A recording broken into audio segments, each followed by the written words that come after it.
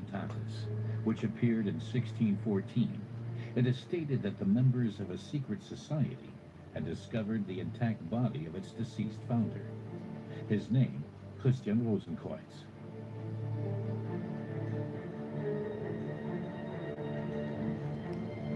Legend has it that before he passed away, Rosenkreuz was made privy to ancient mysteries.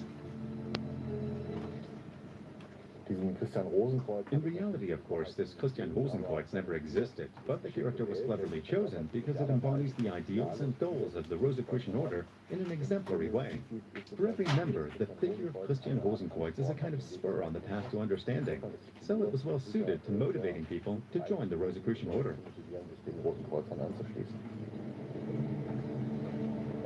In the early 17th century, the Rosicrucians wanted to free society from the confines of its narrow order through diligent Bible study and alchemy.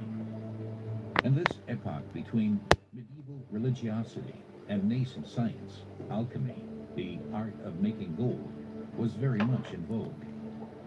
The 30 Years' War was brewing. People everywhere felt insecure. They were questioning the Christian view of the world. Science offered more plausible explanations.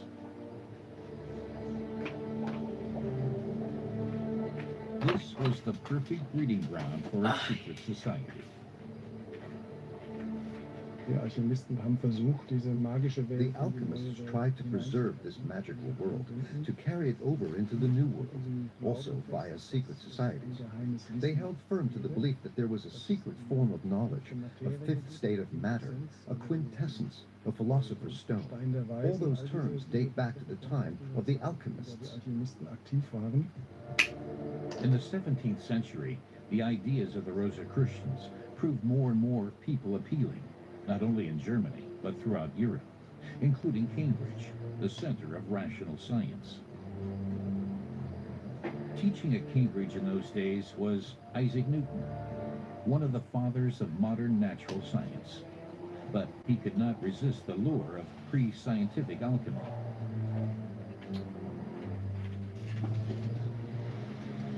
Newton's study in Trinity College bears witness to this double life.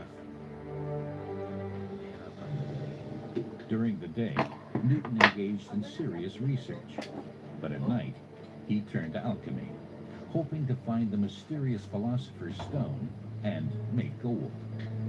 Secretly, this scientific genius was very taken by the ideas of the Rosicrucians. Later, Newton was made a member of the legendary Royal Society, which had many Rosicrucians in its governing body.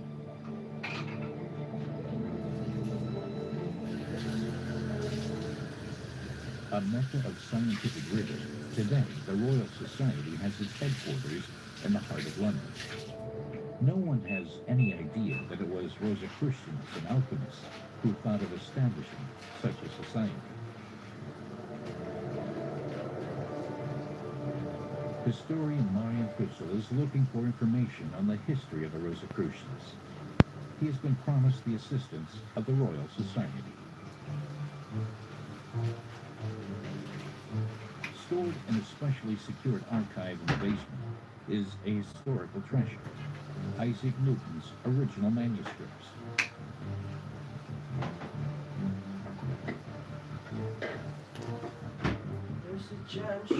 This brilliant thinker saw the world we live in as a puzzle God left mankind to solve. For Newton, this involved not only natural phenomena and heavenly bodies, but also ancient civilizations and mysterious writings. Simply everything, in fact.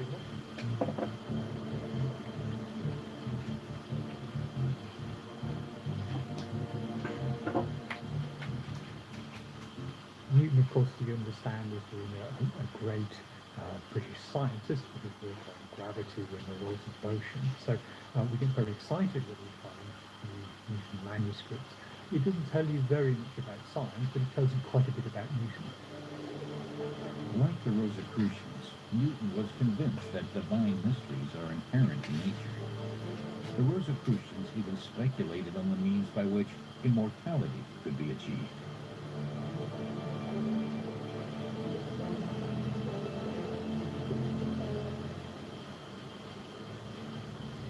In London, Marion Fussell has been allowed to see what Newton wrote at Trinity College after nights of experimenting. It's the legendary scientist's main alchemistic work.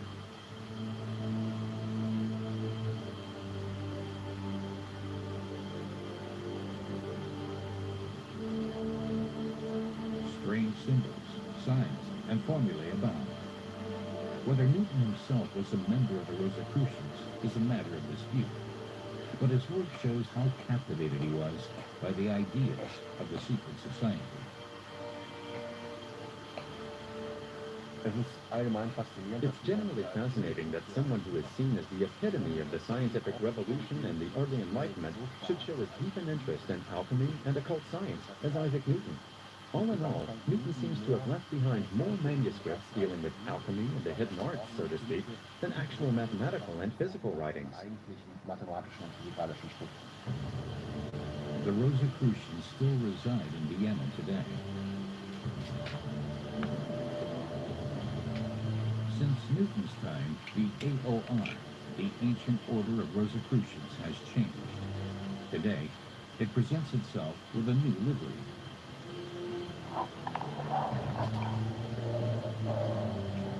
Elias Rubinstein is the Grand Master of the Rosicrucians. He cultivates the ancient traditions of the secret society.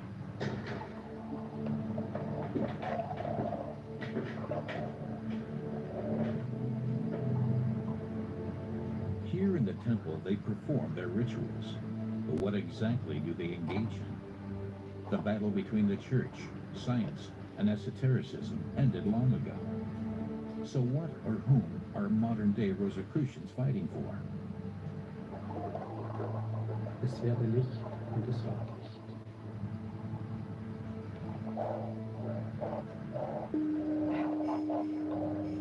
Gerechtigkeit sollst du verfolgen.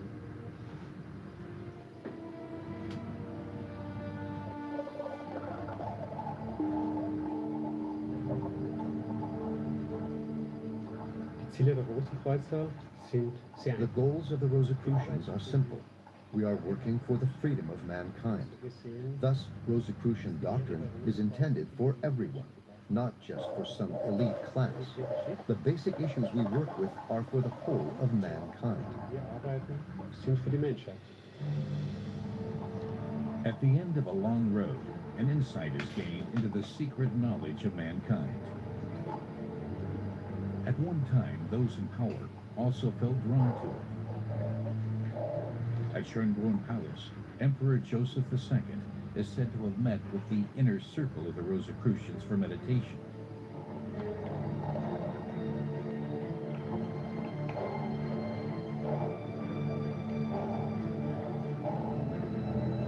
But there is also a dangerous side to the legend of Christian Rosenkreuz.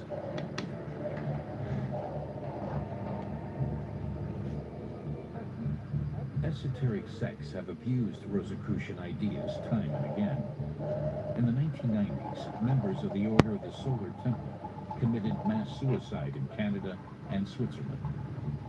Over 70 people died. A suicide statement said, "We shall return because the Rosy Cross is immortal." Marion Fussell knows that the followers of the cult were convinced that their death merely meant transition to a better world. The general public had no idea what took place within the sect, which had sealed itself off from the outside world. Naturally, the concealment and mystery that surrounds many secret societies are also highly suitable for manipulating members. They offer sect leaders in particular a way of securing even more power and of enabling members to do all kinds of things they might perhaps not want to. In this respect, secrecy is always an ambivalent issue. It protects the society outwardly, but can further abuse within.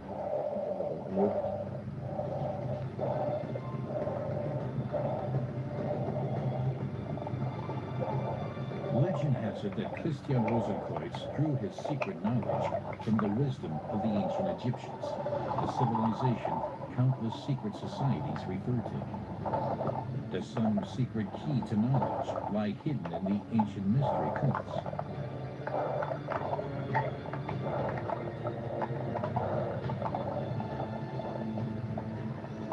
In In Egypt, well over 2,000 years ago, a cult emerged, traces of which are still visible today, even in Germany.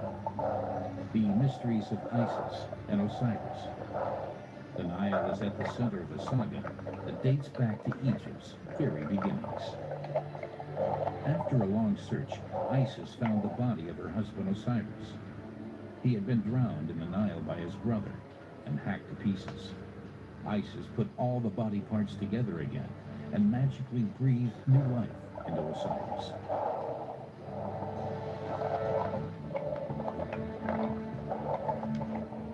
Isis was a kind of superwoman and supermother, and precisely that is the secret behind the cult's success. From Egypt, it spread throughout the Roman Empire, even to far-off Germania.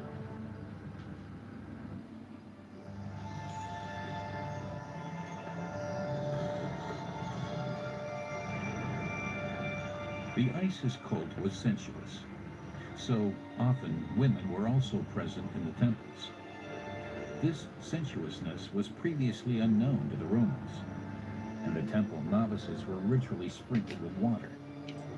After this purification, they experienced a mystic journey through the realm of the dead and to heaven, returning to earth as divine creatures. Rebirth was a major theme, as it later was with many other secret societies. The Isis cult was appealing, and it became increasingly popular. Isis adherents established countless temples throughout the Roman Empire. In Pompeii, they survived. Relics that have been found provided insight into the activities of the Isis cult. The mysterious import from Egypt caused a furor among the normally so prosaic Romans.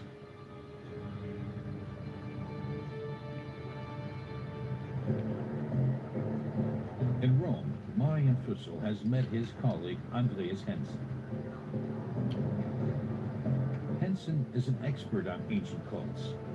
Very little of the once pompous Isis temple has survived. This marble foot was part of a huge statue. The Egyptian goddess was also a superstar in Rome.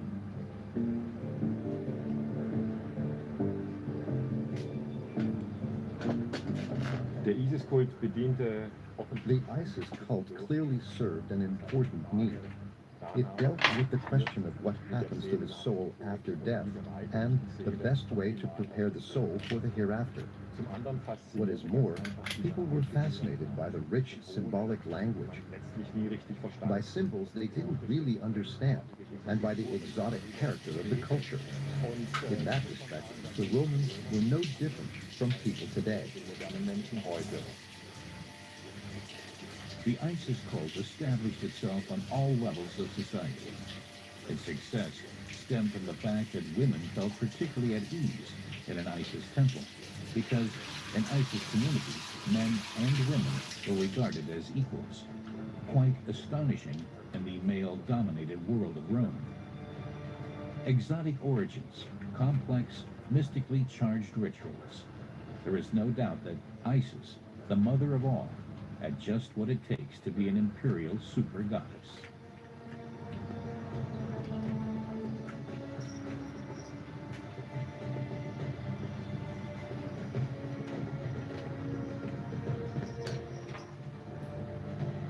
People found solace in their mystery cult. They sought salvation from a doleful existence.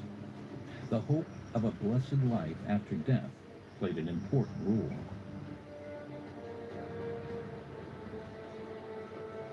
Even on entering a secret society, people experienced something akin to a rebirth.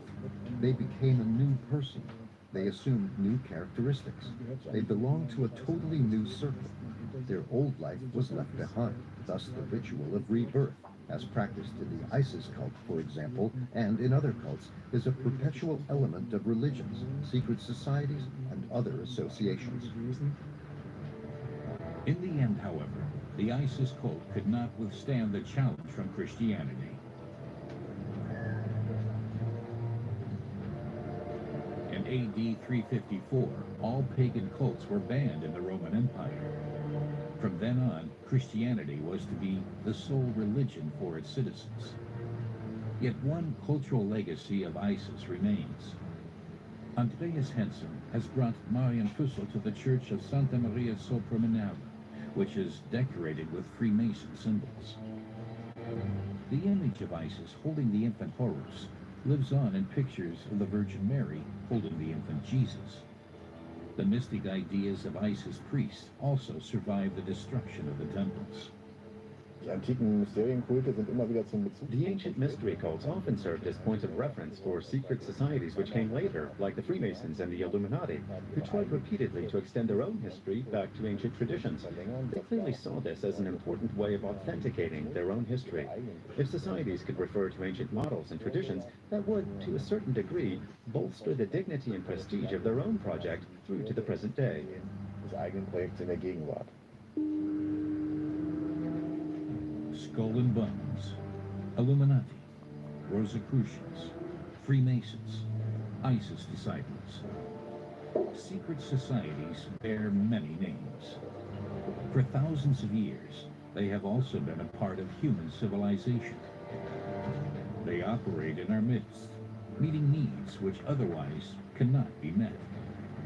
They are surrounded by a wall of silence, which results in secret societies themselves being the biggest enigma of all.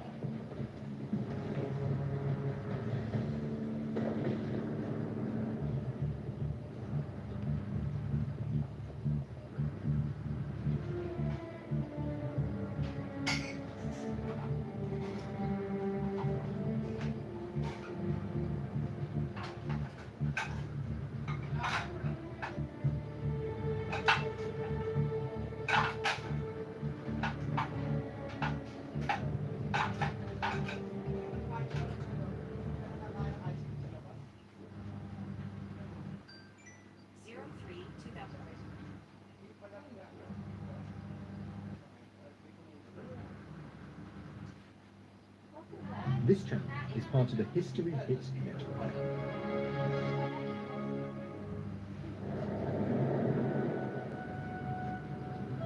Over 2,000 years ago, the first great European capital city rose around the shores of the Mediterranean.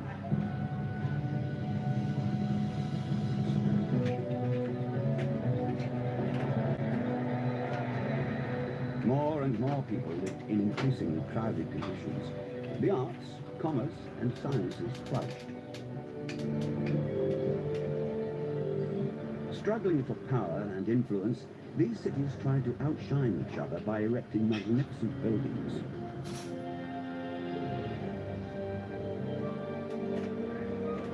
People from different cultures and parts of the world were drawn to these cities, seeking prosperity and happiness.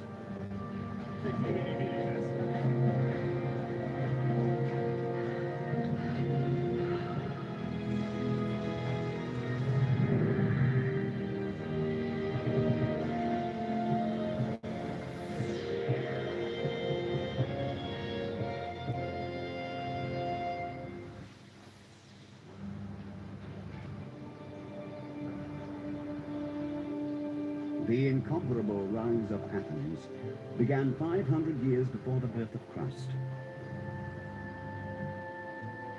No other city has shaped the Western world so much as Athens. History's most famous philosophers lived and taught here.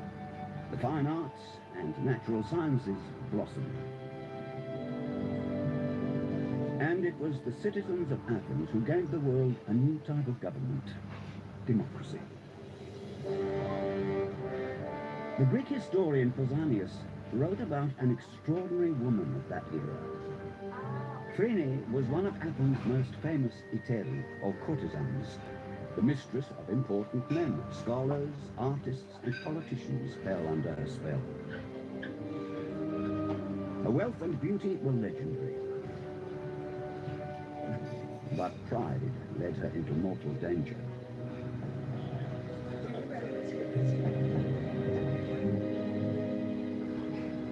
Phryne angered the gods, but it was mortals who would judge her.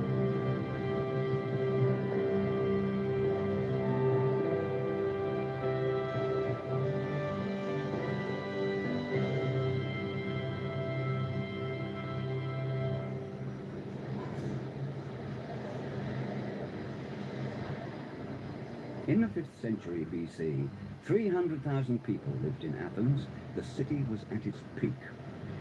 Then came a long period of decline. And it was only in the 20th century that Athens regained its previous size. Today, it has over 4 million inhabitants.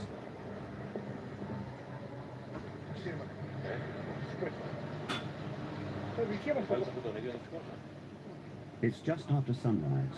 Architect Nikos Topanidis is expecting a special delivery.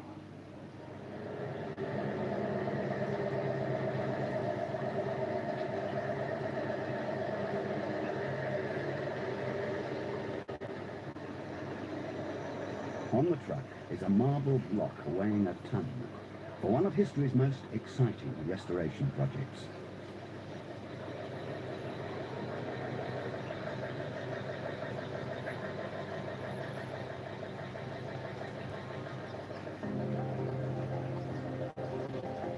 It has to be hoisted 150 meters up the rocky slope of the Acropolis, or citadel, which was the impregnable center of ancient Athens.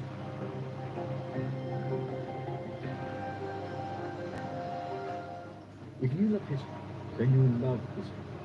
Our extensive library of documentary features everything from the ancient origins of our earliest ancestors to the daring mission to sink the Bismarck. History Hit has hundreds of exclusive documentaries with unrivaled access to the world's best history. We're committed to bringing history fans award-winning documentaries and podcasts that you cannot find anywhere else. Sign up now for a free trial, and Timeline fans get 50% off their first 3 months. Just be sure to use the code TIMELINE at checkout.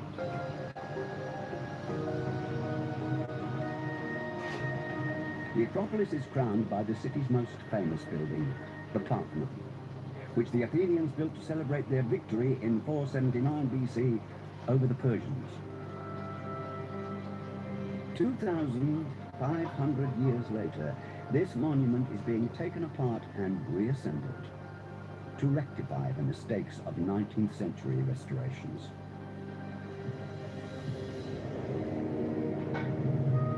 The Parthenon was the most outstanding building of its time. A 2-story high gallery of columns supported the roof of this temple, erected by the citizens in honor of Athene, the goddess of victory.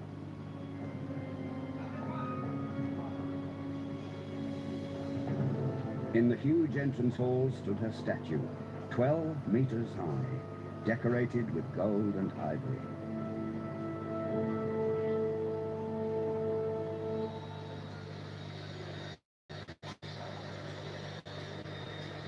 Today's workshops are exactly where the original workers' huts once stood. After the restoration, the Parthenon will still have its familiar look of a ruin. The approach is to repair or complete the damaged parts and to use newly sculpted marble blocks only when absolutely necessary. It's amazing in every point. As we are studying and we are working all these years close to the monument, we are discovering again the same techniques. We are obliged to do the same things because we understand finally that it's the best way to do that.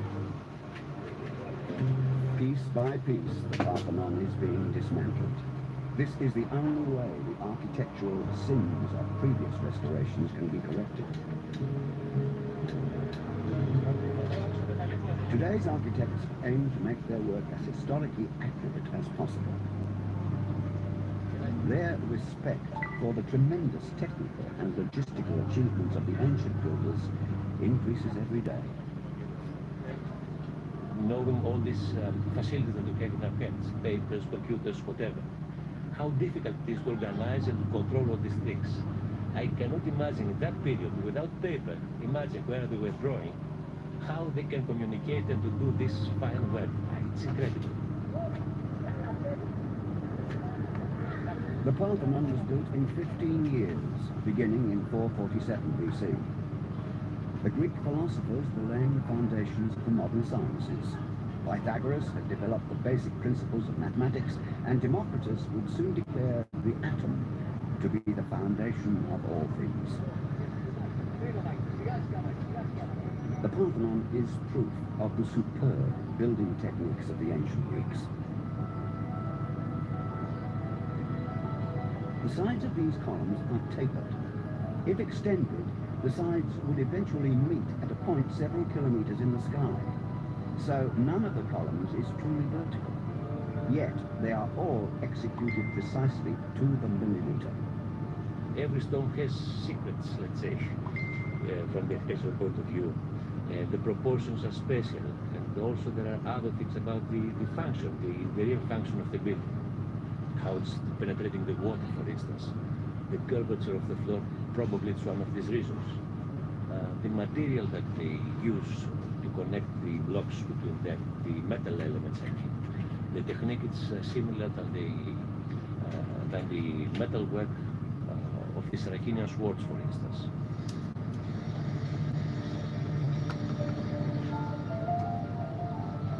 The ancient builders achieved these perfect proportions using only geometric calculations. Compass, ruler, Live and from compass CNN. were their only tools.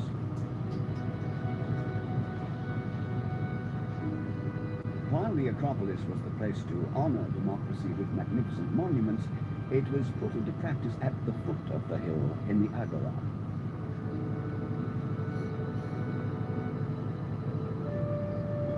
The Agora was the marketplace of ancient Athens.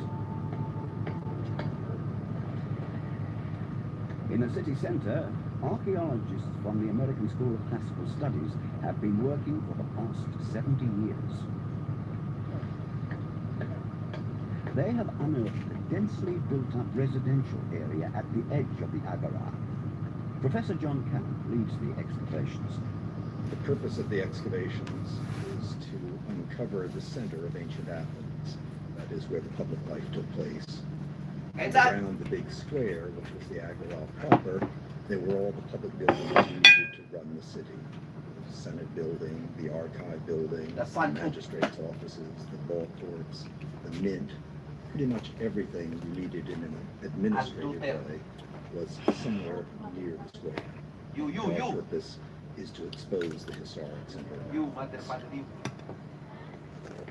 The Agora was the social and political meeting place of the Athenians. People came to see and to be seen.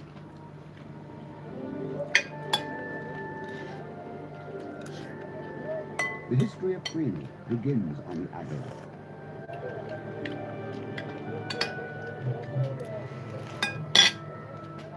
Phryne has achieved wealth and status through her beauty and intelligence. Her success has aroused envy, and rumors have spread that could prove dangerous to her.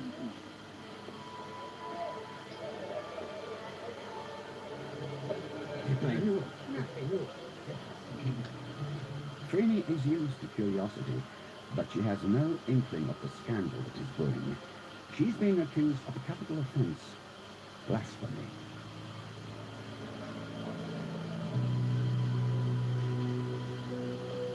She is rumored to have commissioned the sculptor Praxiteles to create a statue of the goddess Aphrodite in her own likeness.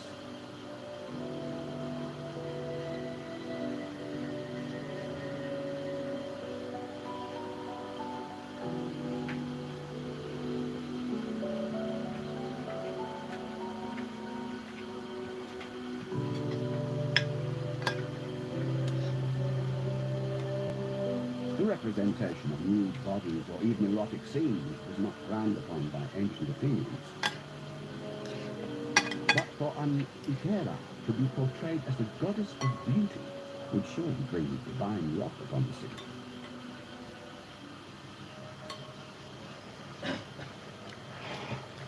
In ancient times, the Agora was an open square shaded by trees and surrounded by spacious arcades. A restored version of such an arcade, the two-story Stoa of Apollos, now houses the American School of Classical Studies.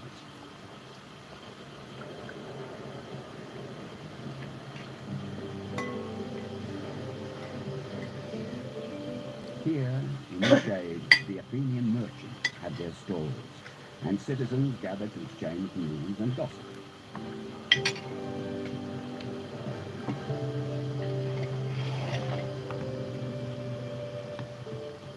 Nowadays, the finds from the Agora excavations are examined and archived here at the Institute. The square itself was used for a variety of functions. One day they might set up booths and have a market. On another day they might be using it for an election. Another time it could be for athletic contests, for military drill, for festivals, for spectacles of all sorts. So it would be used for a variety of purposes every single day, but not always the same purpose. And then around it in the buildings is simply where the city was managed by the magistrates, by the Buli or the Senate of the 500, and by the boards and commissions, the water commissioners, the grain commissioners, all the people responsible for running this huge city had their administrative offices somewhere right next to the square. Even in a large city like Athens, the Agora functioned as a village square. Direct communication between citizens was the basis for the development of democracy.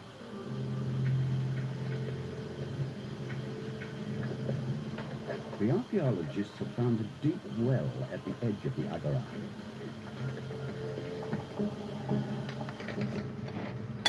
It was dug at the time the Parthenon was built.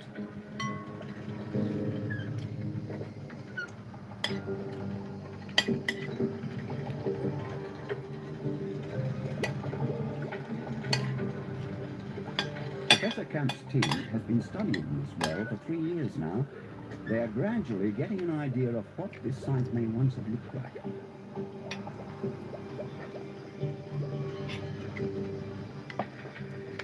Behind the administrative buildings adjoining the Agora, narrow little streets led into a cramped, densely built-up residential area. Here lived the common citizens, close to the place that contributed so significantly to the development of democracy. While there were certainly very rich houses and elegant villas, most of the houses we have near the Agora are very poor and not very comfortable. They have clay floors, rooms are centered around a courtyard which would have provided some light in there, but they would have been very dark from our point of view, very badly furnished, probably not too many windows because no way of closing them off and still letting the light in. So I think that's one of the reasons it's such an outdoor public life, is being home wasn't all that much fun.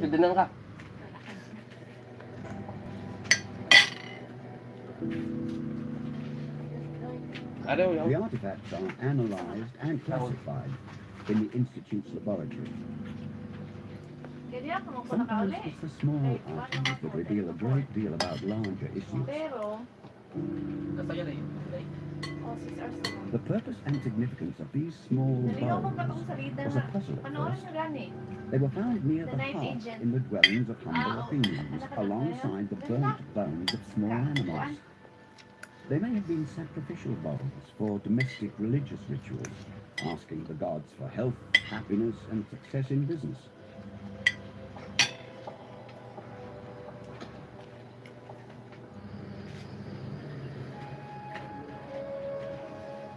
Religion played a large part in Athenian daily life. The visible proof of that was the Parthenon. An elaborate frieze that once crowned the Parthenon illustrates the Athenians' relationship with their gods. It was originally painted, but the colours wore away long ago. The frieze shows the magnificent annual procession of the Athenians to the Acropolis in honor of their patron, Athena. The Panathenaea was a colorful procession up the steep hill, where charioteers demonstrated their skill at maneuvering their nimble chariots. Venerable elders accompanied the procession. Gikan sa kidney, namatay mga tawag ani kanay sa small intestine, mga Young men intestine. carried heavy amphoras of Wala water. gyud ko dito na The Panathenaea involved sacrificing animals to the gods. basa. Such events were always a big celebration for everyone. Tapos, There were no priests start in pag alas democratic 5. Athens. Klase na ako Athenians 25. related to their Dalawang gods with in mga a 4:30. relaxed and Kaya confident exam way. naman niya ako ni. Pag The start gods sa 5, frequently 5 to 6, descended 1 from hour Mount lang pag Olympus, yun. taking May on oras human pa. form to Pagka mingle with tungkol sa 5, mortals and nakareceive enjoy na rin themselves pagka na licentiously. notification But nga the mag-answer gods na exam. demanded humility and absolute respect from Kanya ang mortals. kanang pangutana kay kana dito katulong mo gyud ako basahon kay kana lagi. Akong The Athenians know that Praxiteles is working on a statue of Aphrodite, the goddess of beauty. Pag abot number 135 items siya, pag And abot the na ko rumors kanang actually seem to 90 be dekid true. na lang kami 10 minutes na lang. Pinataka na lang kung answer. Phryne is the model for the image of the gods. Sa August na sa, may 3 times a year lang man to siya may nag- for license, ha? Dili pa. Kuan man siya kanang tulo siya ka step ba. Una kaning qualifying exam. Pag makapasar ko sa qualifying exam, kung final coaching na dahil A.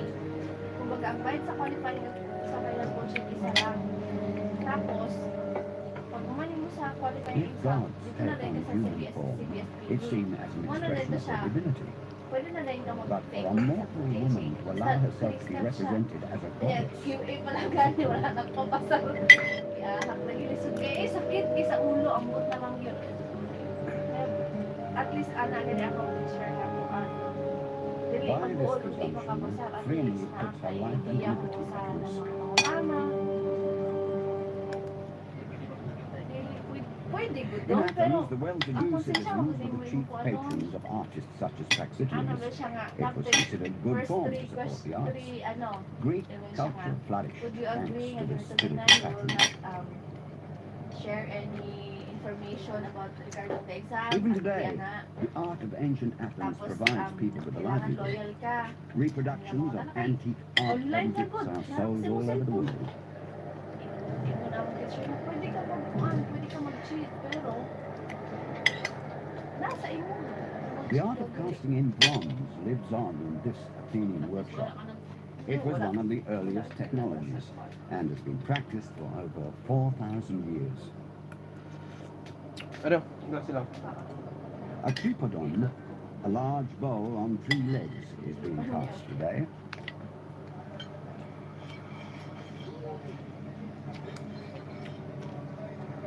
A new mold is made for every casting, and each of the many individual parts requires a separate mold.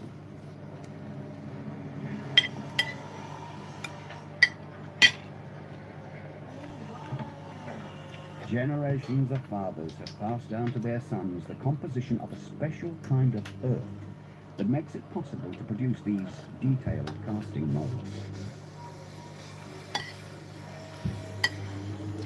Έχουμε μάθει αυτή τη δουλειά από παππούδες πολλές γενιές, από παππούς στο πατέρα, ο πατέρας στο γιο και ούτω καθεξής.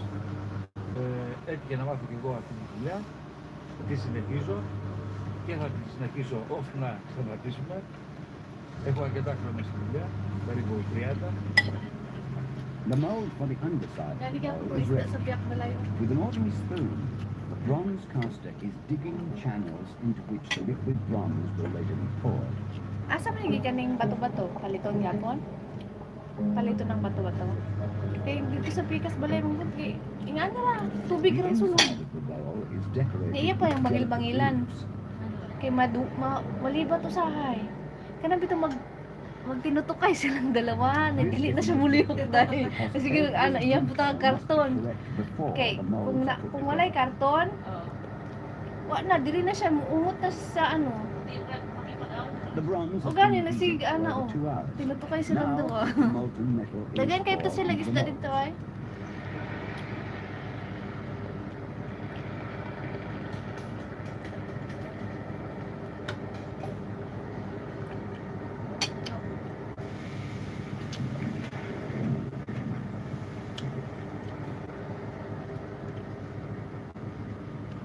Από το μικρότερο μέχρι το μεγαλύτερο. Το τυπώνεις και δεν ξέρεις στο τέλος αν θα σου βγει. Το να μην βγει υπάρχουν πολλοί τρόποι. Μπορεί να είναι το χώμα βρεγμένο πολύ, μπορεί να το σφίξεις πολύ, μπορεί να σου πέσουν χώματα, να μην κάνεις τις μπουκαδούρες σωστά και να μην σου βγει στο τέλος. Angkos bad.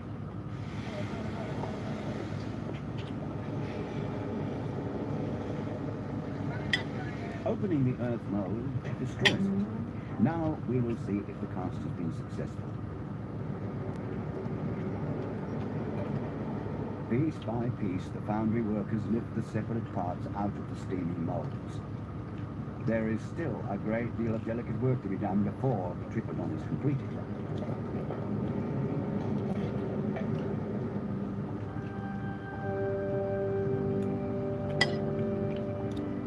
Tripodons played a special role in the ancient world. They were handed out as prizes to the patrons of successful plays. Freeney, who financed the theatre group, also received such a prize.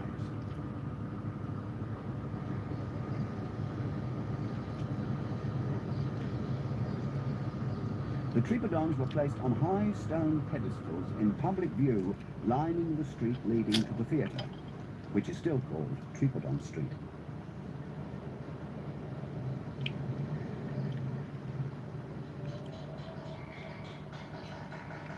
The vast majority of ancient bronze artworks have disappeared, melted down by later generations.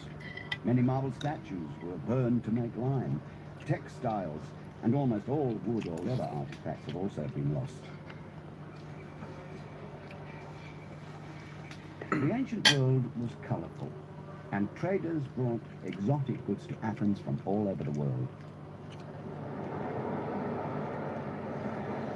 The market, where today's inhabitants of the old city shop for their fresh fruit, vegetables, meat and fish. The ancient Athenians ate more modestly.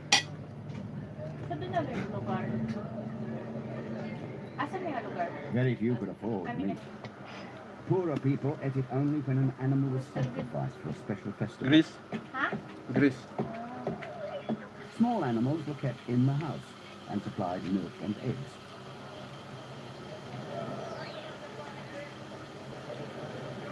But Athens was close to the sea, so at least there was plenty of fish, which, with bread and thick lentil soup, formed the staple diet. Fruit and vegetables were very different from today's. The melons were tiny, apples rare, and it was 2 millennia before potatoes and tomatoes reached Europe. But in addition to figs and olives, Athenians were also fond of grasshoppers and cicadas, which Aristotle praised as great delicacies. It's fairly clear that Athenian trading connections were very extensive. A lot of their grain, maybe most of their grain, came from the Ukraine, from the north side of the Black Sea. They were importing wine from Asia Minor and the island of Rhodes. Athenian coins have been found in Egypt. They've been found practically as far away as Afghanistan and far to the west as well. Coins obviously can pass from hand to hand, but it's clear that goods came in from all over the world. Amphoras were the universal containers for transporting goods in antiquity. Hundreds were excavated at the Agora alone. Athens was a trading power, and democracy took up a great deal of citizens' time.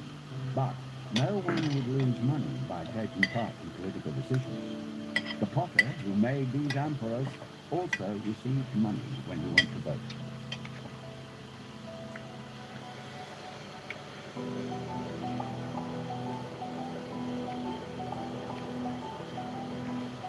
Outside the city gates were the city's quarries.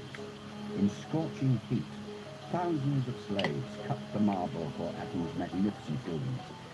It is estimated that there were 3 slaves to every free citizen of Athens.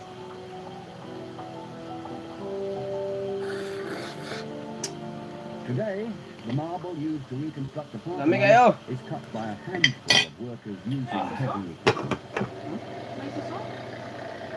equipment.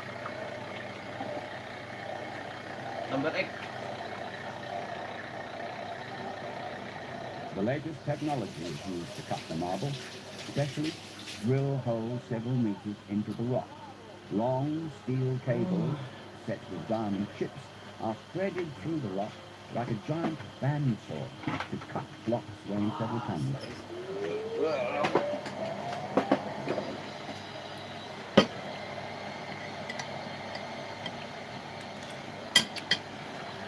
But the ancient methods of getting marble for buildings, such as the Parthenon, have not been lost either.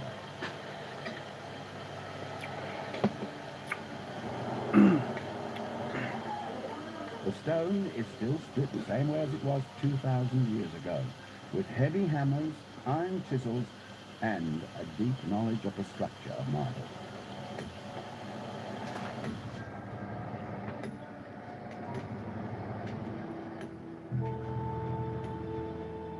The gigantic blocks had to be transported many kilometers to the Acropolis. Carts, pulled by several teams of oxen, hauled the huge loads. And while in the city, splendid monuments were being erected to the glory of democracy, in the quarries, those at the bottom of society were slaving under the most inhumane conditions.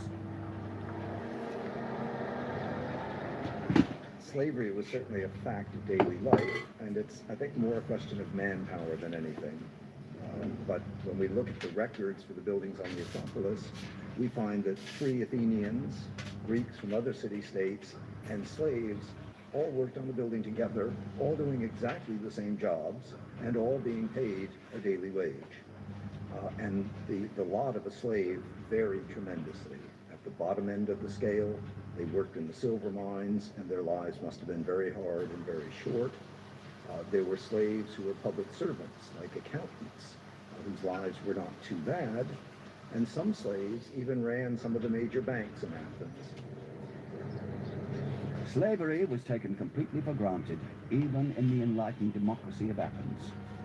While Athenian citizens were primarily concerned with politics, slaves guaranteed the commercial success of the city.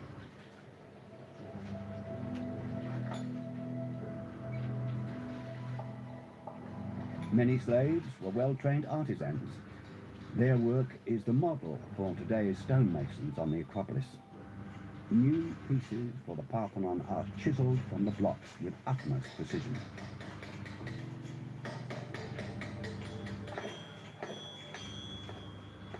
When the chisels become blunt, the blacksmith provides new sharp tools.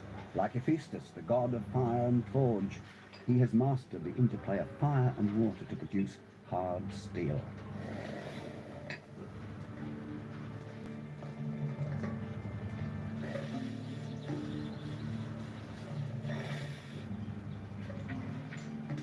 The finest tools for the best stonemasons in Greece.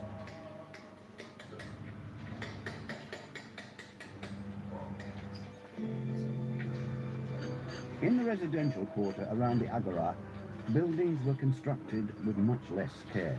Houses were small and cramped.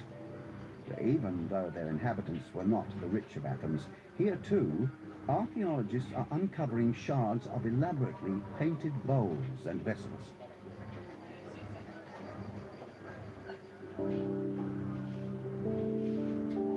When restored, they provide an impressive image of Greek daily life.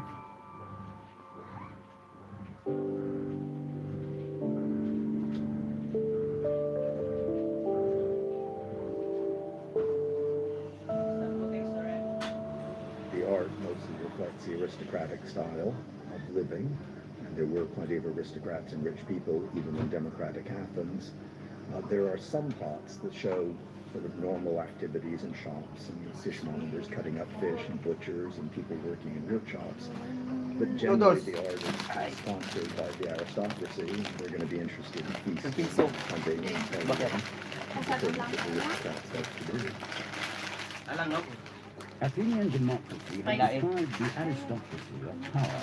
Every citizen has equal rights, but not all citizens were equal. Many of the aristocratic families harked back to a long tradition of privilege, and still had considerable wealth and influence even in the democracy. They were the ones who could afford these costly amphoras. So 1,700 followers, Vase painters were famous subscribers, why is and it their work fetched high prices. Demetrius Tathopoulos carries on the art of his ancient masters with great Pero ay mo mga views sa ano, mga bilabot. Pinakataas 1,100. Γεια Ang tagal na yun. Για τον Bilang εξηγώ, pandemya. may isa. διότι το ερετέλικατο Labas mo yung account mo. You, what's up you? Shout out you. Send your account number, I'll send you money. αληθινός έρωτας μεταξύ εμένα Ang ganda και eh. του Αγίου Oo, με naka-live. απεκαλύφθη. Όταν κατάλαβε ότι πραγματικά το αγαπώ, με απεκαλύφθη και μου άνοιξε την ψυχή του και μου το έδωσε στα χέρια. Share my life. Eh. Tingin patugtog. Tanggal na. Paint. Liquid clay was Country. used to paint the vases before fire. Ayaw. Diretso patay na si YouTube After no. fired in the kiln, Gagawin YouTube. the vases acquire their characteristic Naligo time!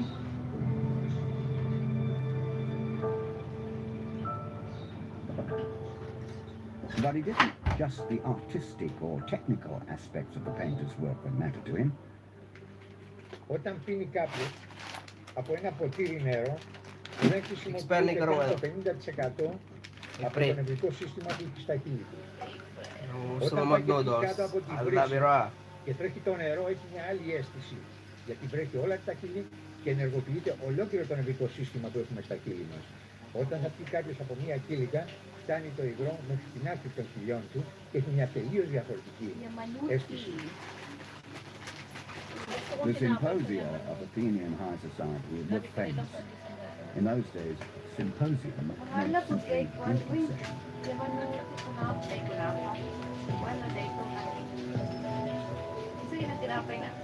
Rich Athenians attended lavish feasts with music and dancing. The symposia hosted by Phryne were legendary. Her guests were philosophers, artists, and politicians.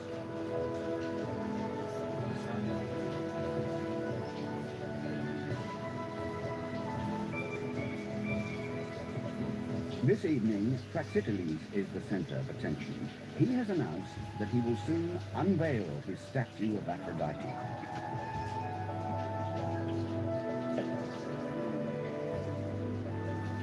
The guests vie at telling tales, while drinking games and riddles amuse the men and their courtesans.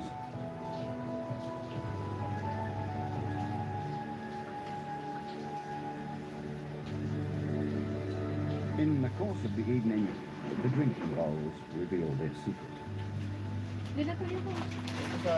Με τους κυματινούς που μπορεί να κάνει μέσα το νερό ή το κρασί που έχει, η ζωγραφική που υπάρχει μέσα είτε αναφέρεται σε θεούς, είτε αναφέρεται σε ερωτικές πράξεις, είτε αναφέρεται σε αθλητισμό κτλ.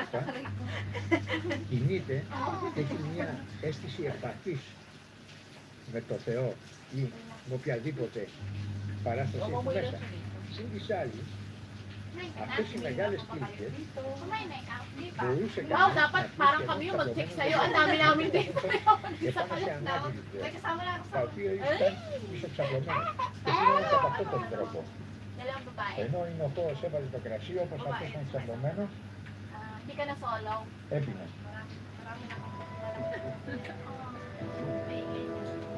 But this evening, Phryne's symposium is disrupted. Hindi pa man maingay.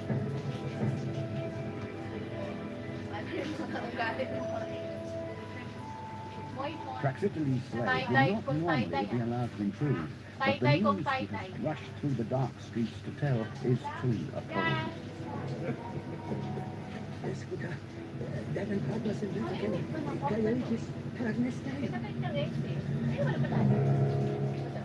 Phryne has a premonition.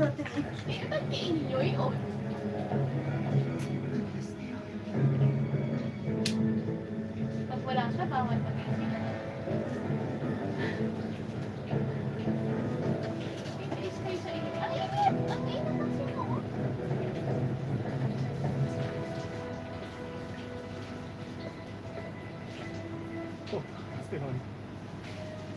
At the studio, their worst fears are confirmed.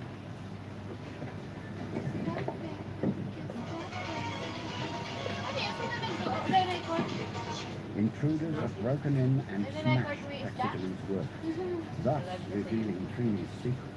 Yung ganyan lang. Ow! Kasi ito yung utot mo. Pumunta dun sa paan mo ng lahat. the whole city knows that Trini intended to create the image of a goddess in her own likeness. No mortal has ever dared do this. Sila pang nilamon na ng bigay. Kaya po yan.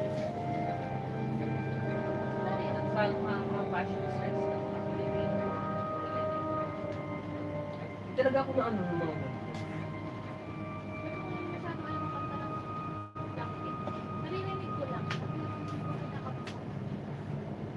Her act disturbed the delicate balance between the worlds of the gods and of mortals. Ang ganda naman yung mag-crop top. Nakita mo yung crop top niya kahapon? To ensure the continued benevolence of the gods on Mount Olympus, the Athenians established holy places throughout their realm.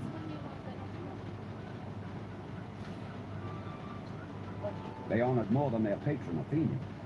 The temple at Cape Sunion was dedicated to Poseidon, the god of the sea, who protected shipping and trade with the colonies. Athens had established commercial links from Sicily to the Black Sea. There were even Greek settlements in Egypt.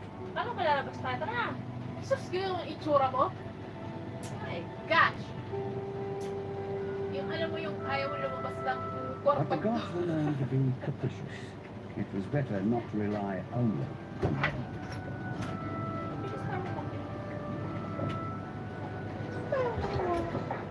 Pag kasi kumain ka na, kapagod ka ng To safeguard their influence and repel enemies, Athens maintained an enormous navy. Kaya, kanina din naman nag-plancha na ako. Kaya pala laging tamad. Kasi kaya kain. Pride of the fleet were the Kanina triremes, fasting ako. war Pero galleys ang with sipag 3 ko banks of oars, may kumain ako which were able to protect the heavily loaded cargo ships.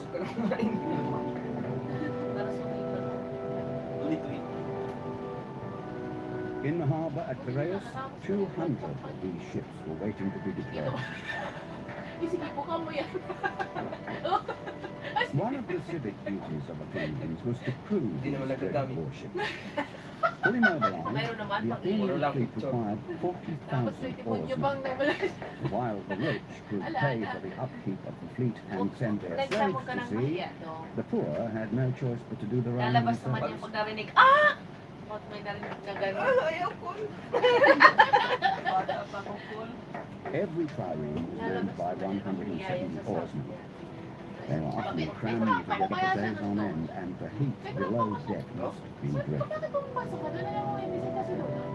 Ay, lumabas naman siya eh. At the beginning of the 5th century BC, Daga, kaya lumabas. the great Tapos strategist pumasok ka, di ko ba naman Themistocles mamaladyo? convinced the Athenians to invest a large proportion of their national assets in the fleet, thus turning the city-state into a sea farm. Ang bahay niya namin doon, ito. Dikit-dikit yan. May baby girl siya ngayon. Hindi ba may Athens dominated the Eastern Mediterranean and the numerous city-states. But soon, Hindi ko na world makita yung conflicts mukha mo. broke out again, and Greece became embroiled in seemingly endless wars once more. Warfare was virtually a yearly occurrence, and these are citizen armies, so that virtually everybody must have fought quite frequently. They were all eligible for military duty. Live na ano ba yan? Live mismo. Na literal. Saan? Saan? Ay, from CNN. I think most Athenians experienced war several times in the course of their Tinatanggal lives. yung voice niya, di ba? It's done easily. There's to say, if you're a farmer, you're going to tend your fields first, and then go fight your neighbor. You're not trying to get in your crop. Yun ang ano niya. It was a part of daily life, no question.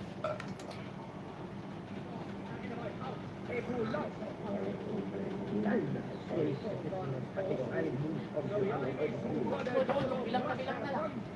The theatre provided distraction from daily Si Mama, chaos. pusito sa labas. Puro make face sabi ni Sansa.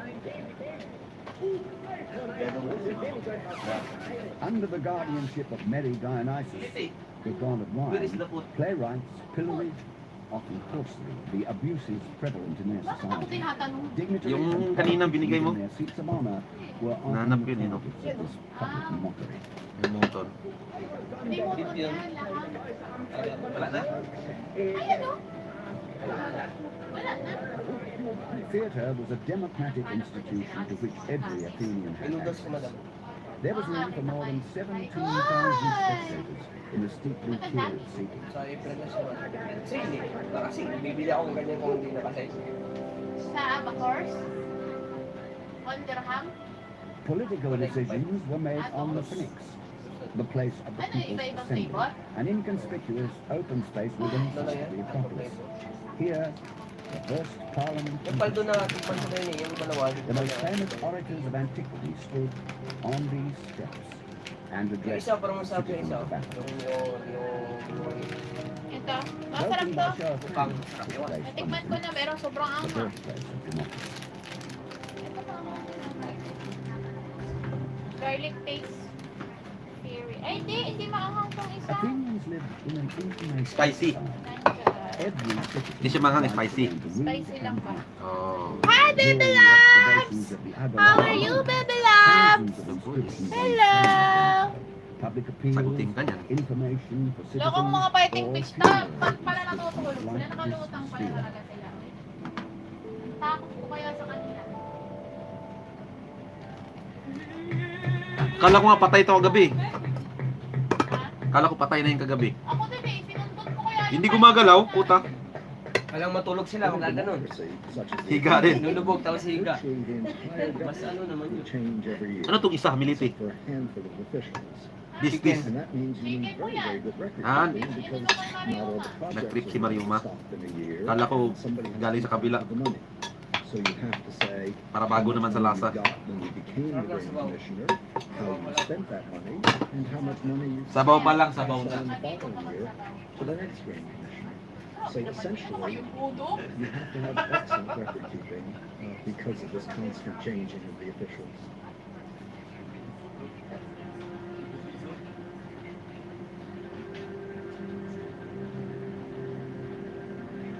The Greek script has not changed in more than 2,000 years. No, may natawag. This stela was erected in memory of a young woman whose name is immortalized here beside her husband's. Tara na. No other culture has left behind so much written evidence as Athens. So we know that Phryne did actually live. However, whether the details of her story are truth or fiction is still in doubt. The court of Athens is in session. Phryne appears, flanked by her lawyer Iperitus, and is met by her accuser.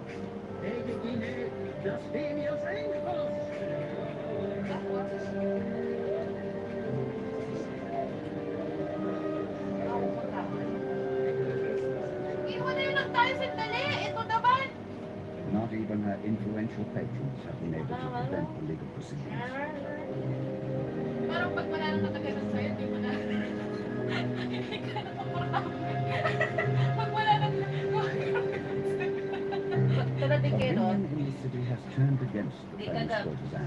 nakaganon siya tapos If the jury finds her guilty, she faces the threat of banishment, slavery, or even death. ginaganon ka.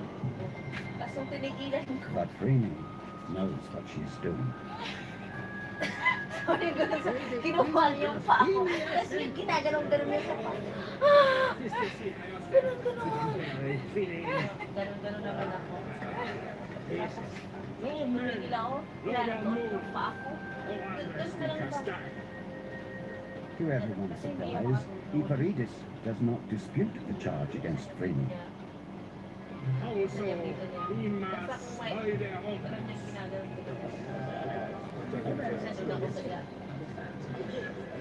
Then she herself provides the proof her beauty is worthy of a goddess.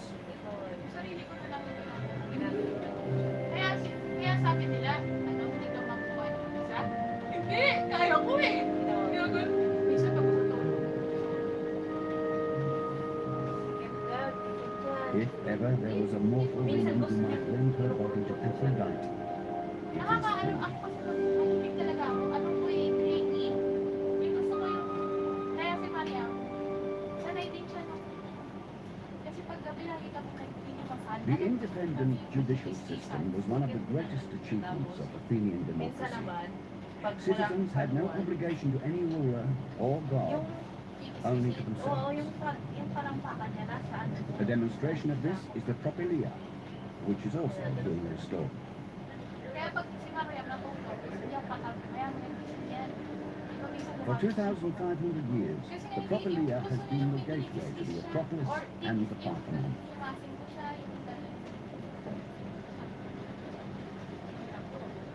Like the Parthenon, the Propylaea is being renovated in a historically accurate way. To this end, every stone is being removed, cleaned of old mortar, and restored.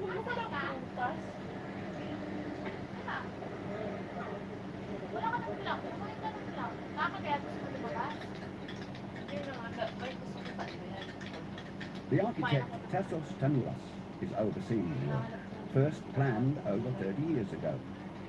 His interests extend beyond architecture. For him, the Propylaea is a symbol of Athenian democracy.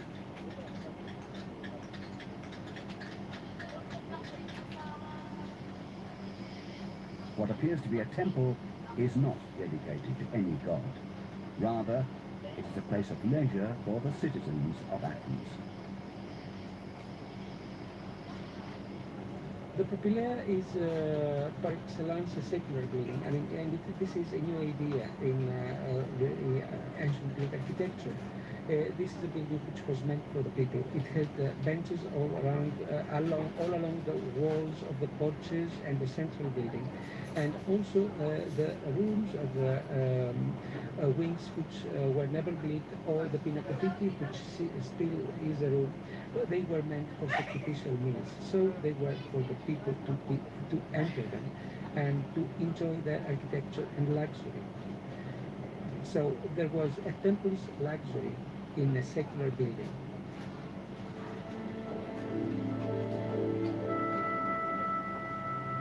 For the first time in history, a splendid building such as the Propylaea was not erected for gods or kings, but by citizens for the citizens of a free city. It is a symbol of the self-confidence and pride of democratic Athens.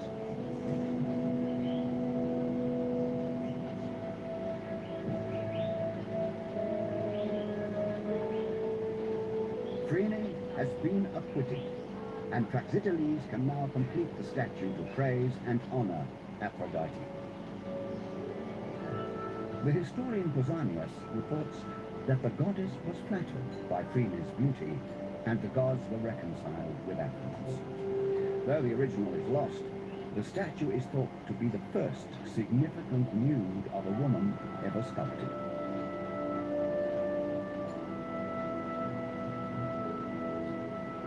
The rise of Athens to a leading position among Greek cities was due to democracy, which led to an unparalleled blossoming of the arts and sciences in the 4th and 5th centuries BC.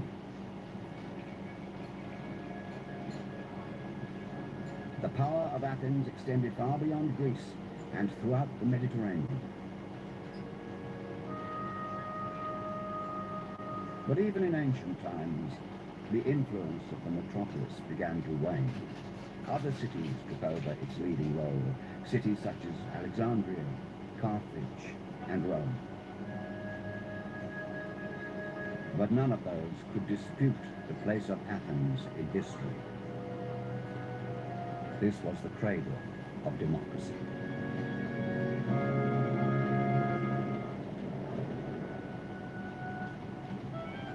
Over 2,000 years ago, the first great European capital cities rose along the shores of the Mediterranean.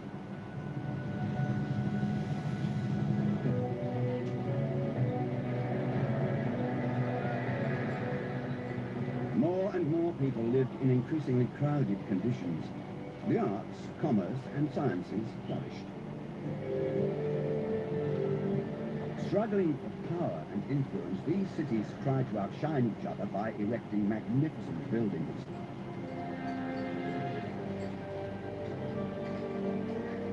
People from different cultures and parts of the world were drawn to these cities, seeking prosperity and happiness.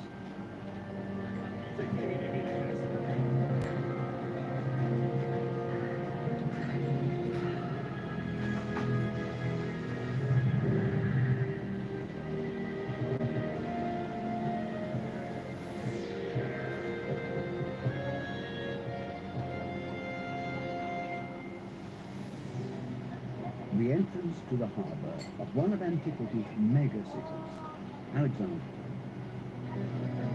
It was founded in 331 BC by Alexander the Great.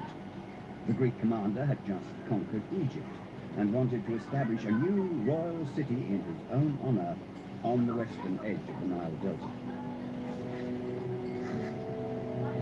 His architects designed the city on a grid pattern to be built on unoccupied ground.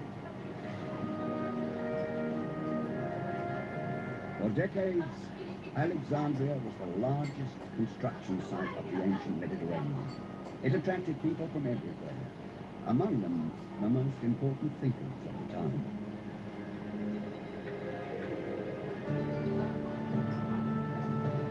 Alexandria became the cultural center of the ancient world.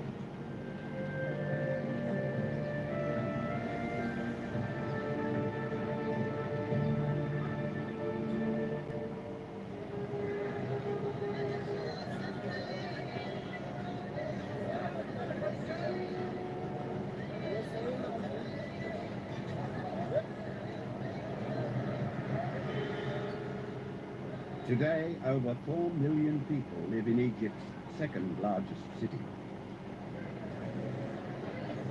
The modern metropolis has buried ancient Alexandria under concrete and asphalt.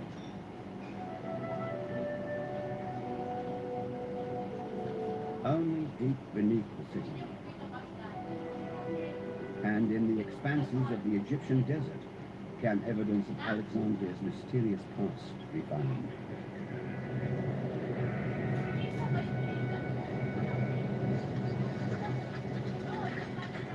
What knowledge was stored in the legendary library of Alexandria? Where stood the famous lighthouse, one of the 7 wonders of the ancient world? What drew people to Alexandria from around the world? One of these stories has come down to us, the story of Agnodike, who came from Athens to the young metropolis to seek her fortune.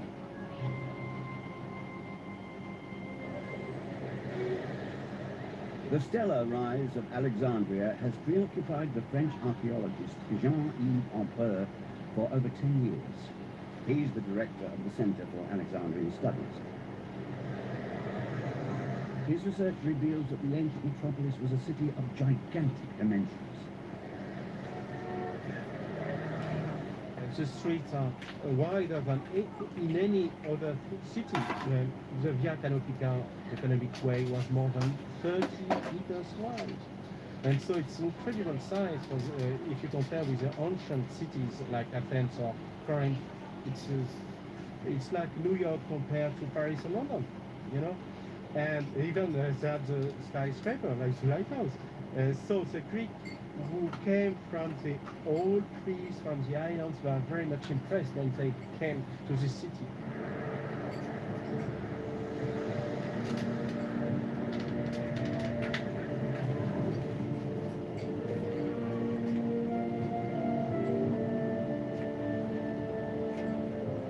The lighthouse, with its gleaming white marble facade, rose 114 meters into the sky. It was a conspicuous landmark and a symbol of Alexandria's power.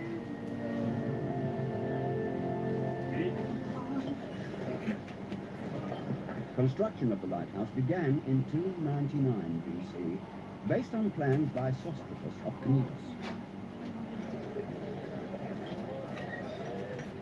After 20 years of construction, the gigantic tower was finally nearing completion. It was a symbol of hope for all those making the perilous voyage to Alexandria. It was a beacon for Agnodike too, whose story is told by the Roman scholar Hyginus.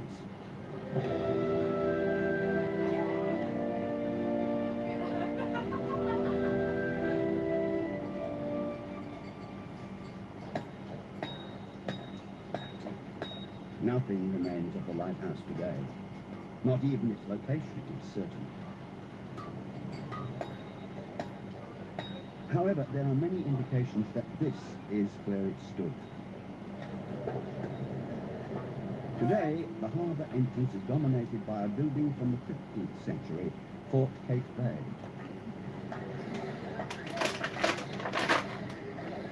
Renovations on this Arab citadel have recently begun. They offer a rare opportunity to uncover the building's secrets. Did the ruins of the lighthouse provide materials to build the fort? Ein deutscher Ingenieur hat Anfang des 20. Jahrhunderts eine groß angelegte Untersuchung über die Zitadelle gemacht. Und er behauptet aufgrund Studien von den arabischen Autoren, dass sich der Pharosstumpf immer noch in der Zitadelle selber, in dem Hauptturm befindet. Dies kann aber nur durch Grabungen untersucht werden. Und wir sind jetzt dabei, rund um den Turm herum an verschiedenen Stellen Sondagen zu machen. Das heißt, in kleinen Fenstern runter zu gucken auf den Fels, um zu sehen, ob wir irgendwo die Abmessungen für die Fundamente finden, irgendwelche Spuren, die auf den Leuchtturm hinweisen. Catherine Mackinnon is an architect on Dr. Ampeur's team.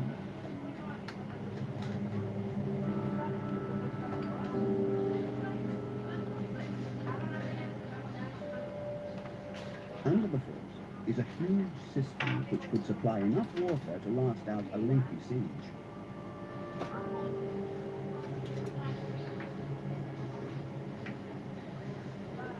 The cistern is like a museum of architectural history. There are Corinthian capitals and ancient columns. Do they include fragments of the lighthouse?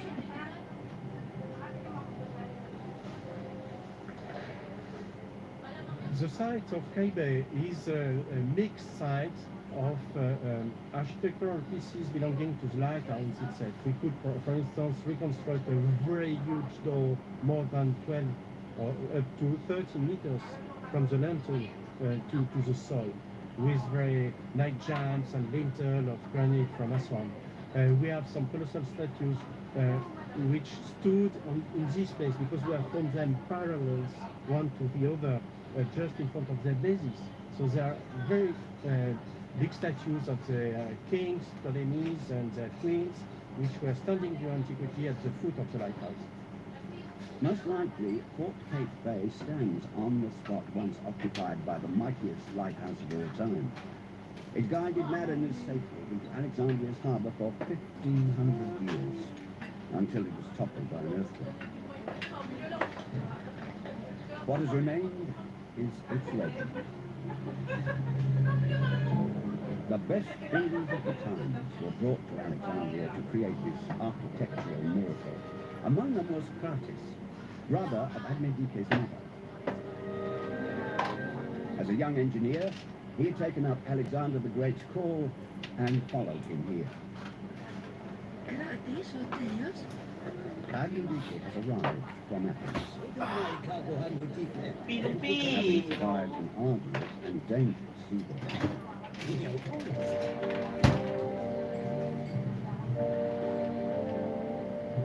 Admedike has a bold plan, which she can realize only in Alexandria.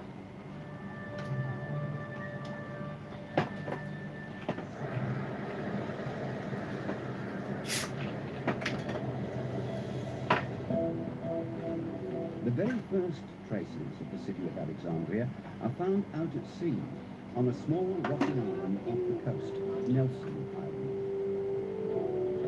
Professor Paolo Gallo, after years of negotiation, is the first scientist allowed to explore this barren island in a secure military zone. Here, he expects to unearth important information on the origins of Alexandria.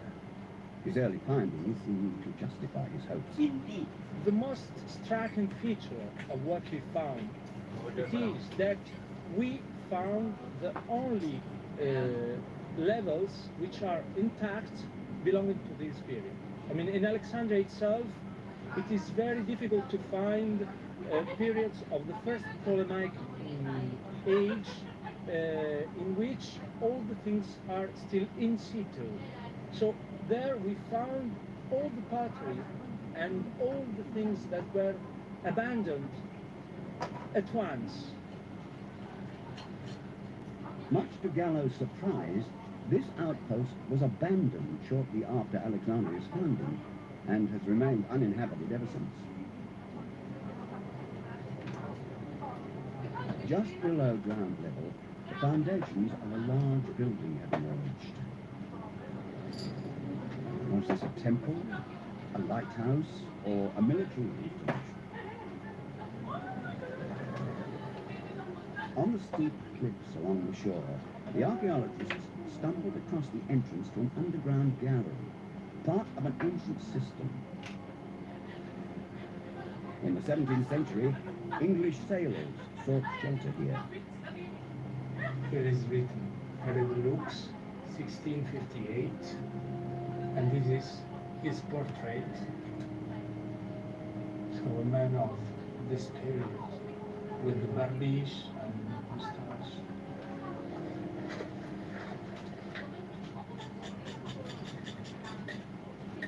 2,000 years earlier, Alexander the Great soldiers made camp on the island.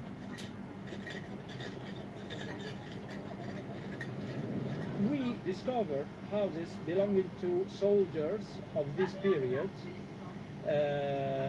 For sure there was a military garrison there. We found big bones of catapult in the houses.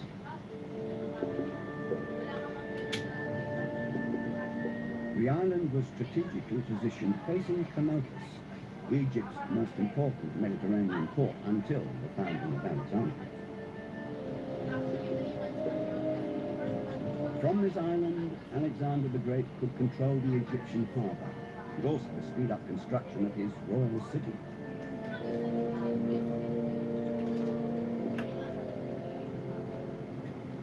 This military garrison was occupied only during a short period, during about almost between 30 and 40 years, no more.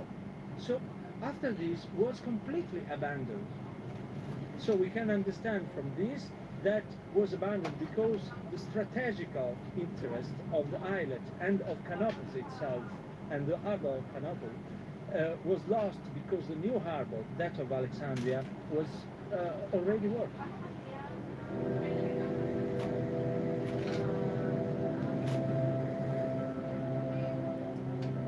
Was the island perhaps also a kind of planning office for the city going up on the mainland? Alexandria was an experimental city. Newer excavations show the complexity of the work undertaken by ancient engineers. By now, archaeologists from Dr. Empereur's team have become specialists in rescue dig on construction sites. Each time a point of entry to ancient Alexandria is uncovered, a race against time begins for the archaeologists.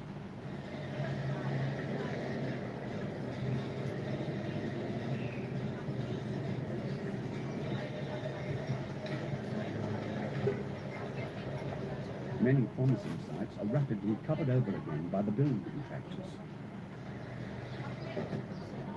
For them, every day of archaeological excavation represents a financial loss. De façon générale, dans la ville d'Alexandrie, pour atteindre le niveau hellénistique, il faut une puissance stratigraphique de 12 mètres. Pour atteindre ce niveau-là, il faut passer à travers des couches de l'époque médiévale, de l'époque musulmane, ensuite de l'époque romaine, pour arriver aux couches de l'époque hellénistique. Et nous devons fouiller toutes ces couches-là jusqu'au terrain actuel. This area near the ancient palace has been inhabited continuously since the founding of the city, but it is difficult to interpret the sequence of historical eras.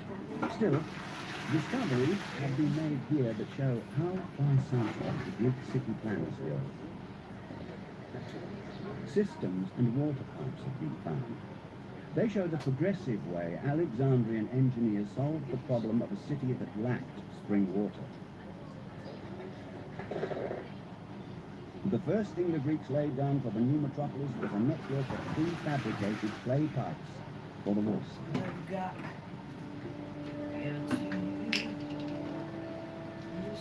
As in modern water systems, the mass-produced ancient pipes with their cone-shaped ends fitted exactly into one another.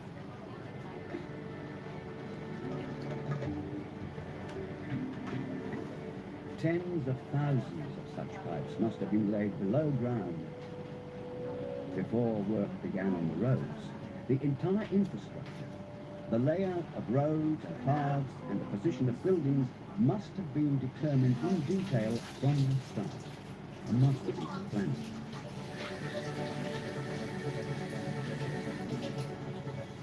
Water from the Nile and from natural reservoirs near the city flowed through canals to the city's ingenious network of water pipes.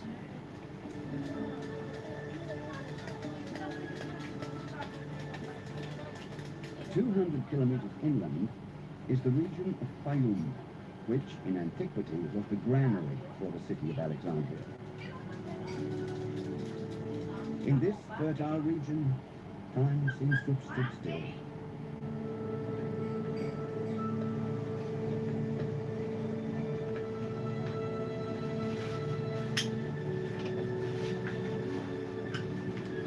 To this day, the ancient form of irrigation, as simple as it is ingenious, has been preserved.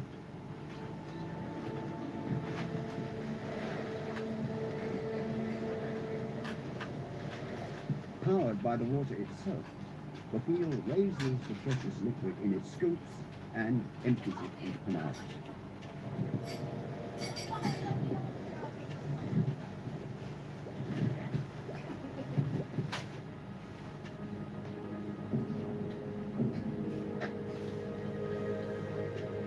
When the water reached Alexandria, it had to be stored and distributed.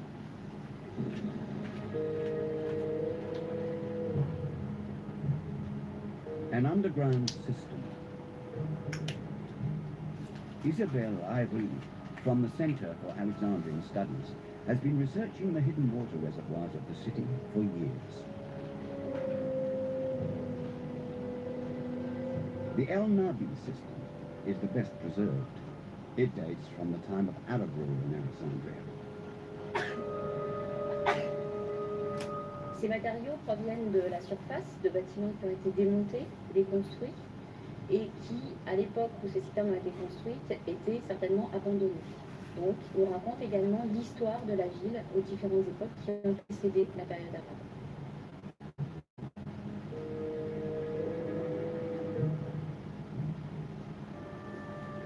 When the Arabs reached the city during the 8th century AD, they built huge water systems. 1,000 years earlier, the Greeks had solved the problem of water supply in a different but no less spectacular manner.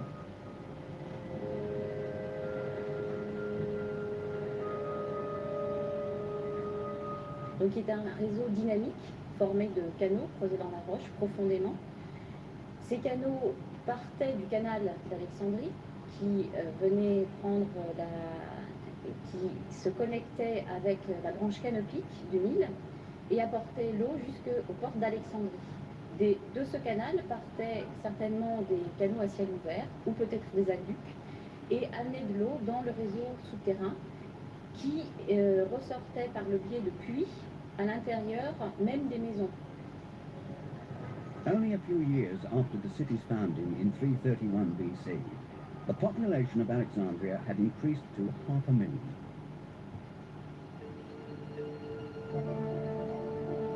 But its architects had anticipated the growth of the settlement and had designed a road system built on a grid which could handle a high volume of traffic.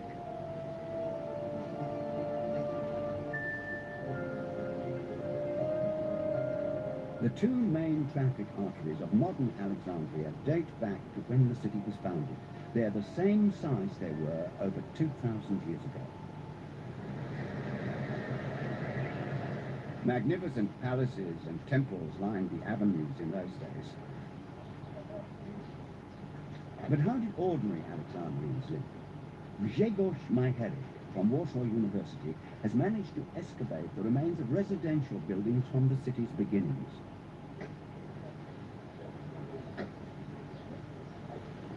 Each owner was assigned the same, was allotted the same lot of land roughly 25 by 25 meters to build his house on it. And we think that this system that goes back to the time of Alexander the Great was retained at least for 4 centuries in Alexandria. A well-to-do family lived on about 600 square meters of land, enough for a spacious villa surrounded by gardens and stables. Discoveries such as this house with its Greek mosaic are rare, but everyday items from Alexandria are even rarer. Alexandria's Greco-Roman Museum houses the few remaining artifacts from that time, including the precious Tanagra figurines. They were always found in the graves of young women, for whom the figurines were probably companion, toy, and lucky charm.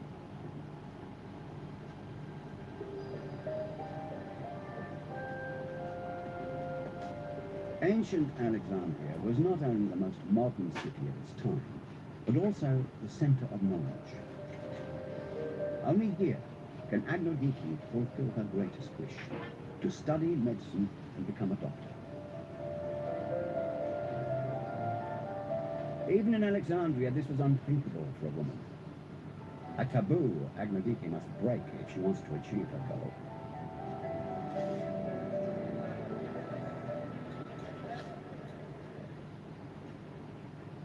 In cosmopolitan Alexandria, the image of women was shaped by Greek ideals. The proof is in the details of the Tanagra figurines.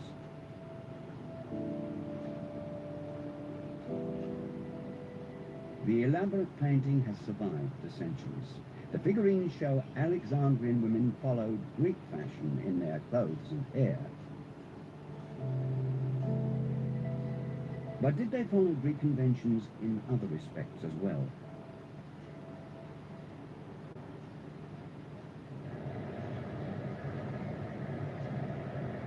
In Alexandria, the Greeks had encountered a pharaonic tradition. Whereas in Greece, a woman's life was intended to be passed within the confines of the home, Egypt boasted some powerful female rulers. You could find all the races of the people of the world. All the languages were spoken in Alexandria, and even in the library you could find papyri books, between brackets, written in any language of the world and translated from Egyptian to Greek, from Aramean, Hebrew to Greek, and so on. So it was the melting pot of antiquity. Like every big city, Alexandria was from the outset a major center of production. One effect of living so closely together was the division of labor and specialization. People sold their goods and bought their food on the street. The only meal that ordinary people usually had at home was the evening meal. Breakfast was generally bread dipped in wine.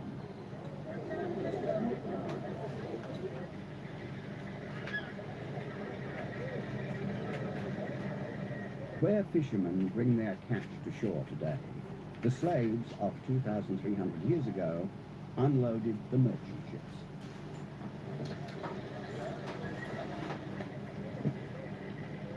Goods from all over the Mediterranean were loaded and unloaded here.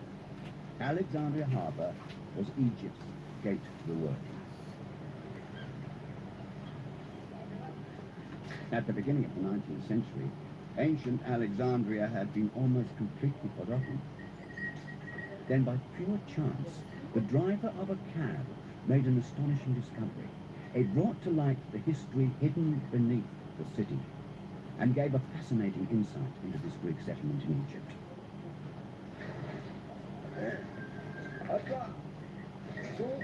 Early one morning, he hitched up his horse and went to work on the streets of Alexandria.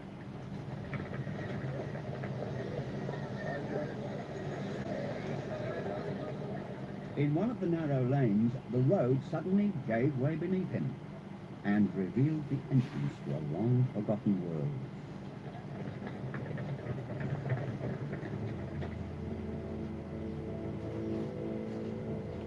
The city of the dead. the catacombs of Kom el Shapaka. 20 meters beneath the bustle of the modern port city lies an extensive network of caves carved out of the rock. Here, the people of Alexandria buried their dead.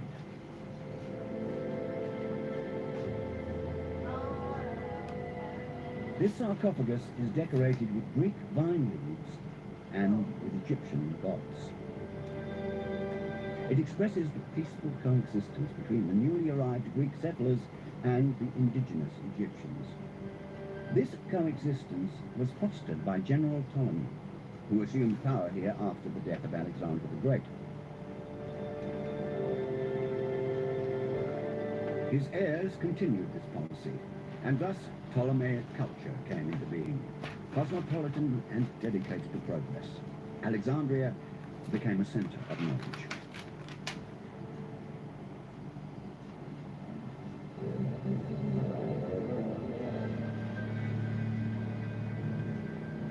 This is why Agnodike too has come to Alexandria.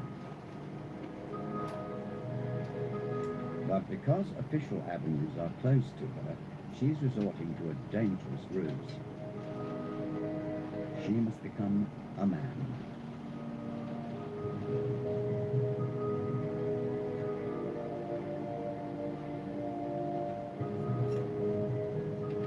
Her uncle Kratis tries to change her mind, but she will not be deterred by his warnings.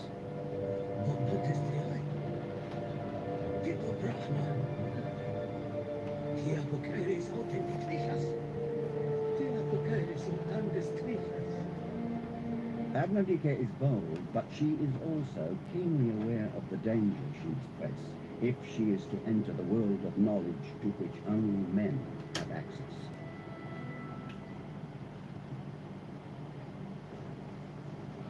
Knowledge is power. That was the insight of the Ptolemaic rulers. Their legacy has some splendid monuments. For Dr. Empereur, the Temple of Taposiris is an impressive example of the magnificent building that must once have graced Alexandria.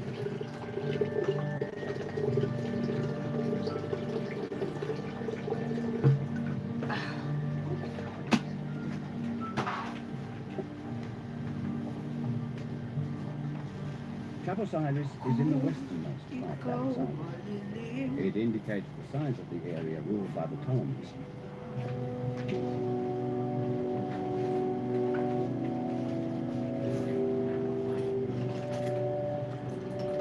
The whole region is a flourishing commercial district with a harbour, warehouses, vineyards and small workshops.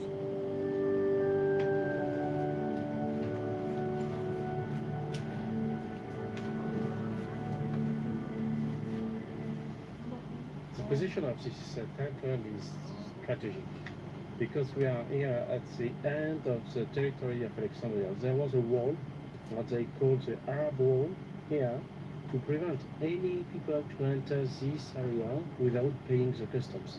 So they had to go through a gate there on the lake, and even all the ships sailing on this lake had to go through a small bridge and to pay also the customs to enter Alexandria territory.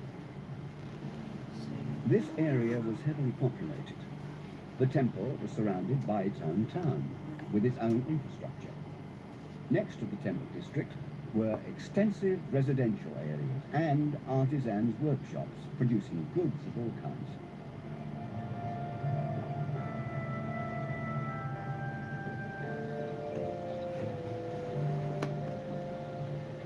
To this day, the shards of hundreds of thousands of amphorae still lie here.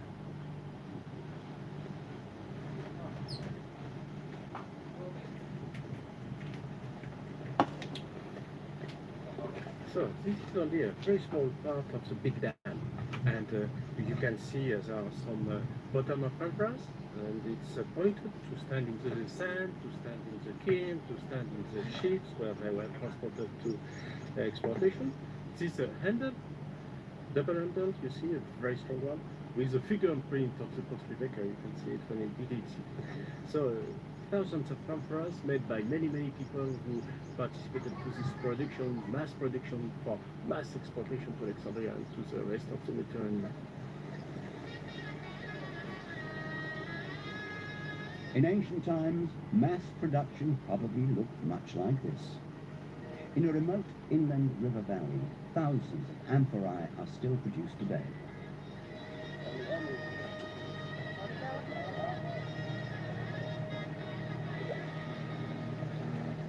The process has not changed. People still get their clay from the river.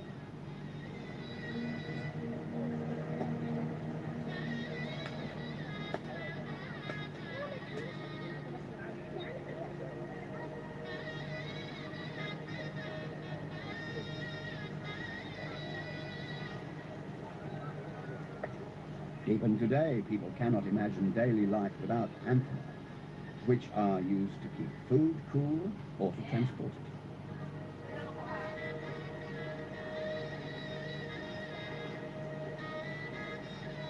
Just as in the workshops around ancient Alexandria, there are no machines here. Everything is made entirely by hand.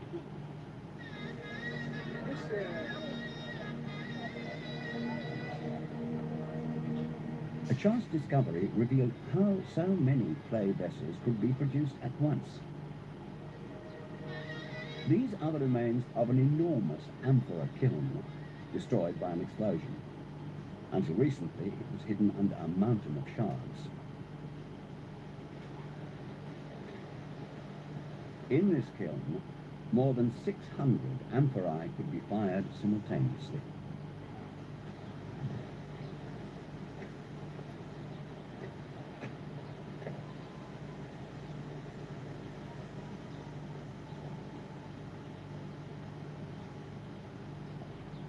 You have a lot of questions with such a kiln, and I think that they have a lot of problems. You can see the eye of the dam. They have broken a lot of amphoras, but I think it was very difficult to control, to check up the fire.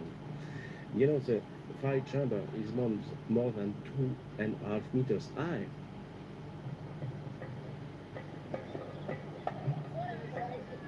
Kilns like these are still used in the hinterlands of Alexandria today.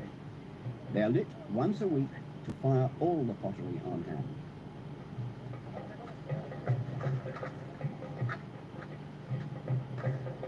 Clay was the universal material of antiquity. It was cheap, freely available, easy to shape, and durable.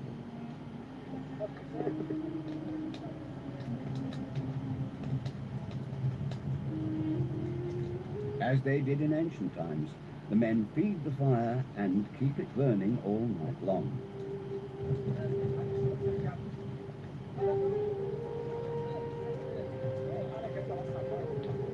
Whether it was amphorae or water pipes, this early mass production of everyday items was one of the prerequisites for the development of large cities.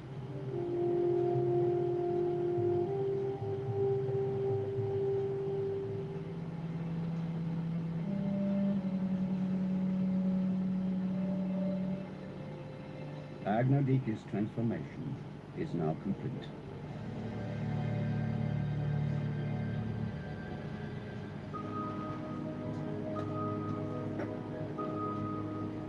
But will the deception work?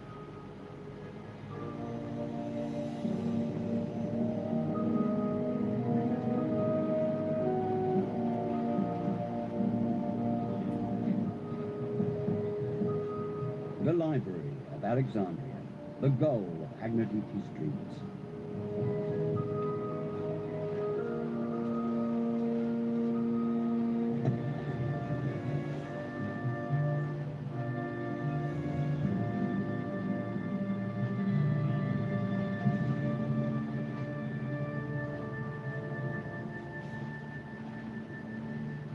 Here, the greatest minds of her time teach and conduct research. Archimedes, Euclid, or Eratosthenes, who had discovered that the Earth was not flat, but a sphere.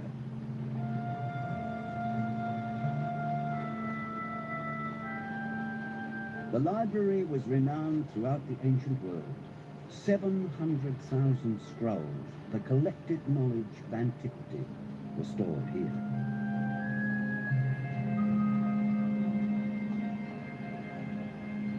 The Ptolemies went to unusual lengths in their pursuit of knowledge. Every ship that docked in Alexandria had to hand over to the library all its written materials and receive copies in return.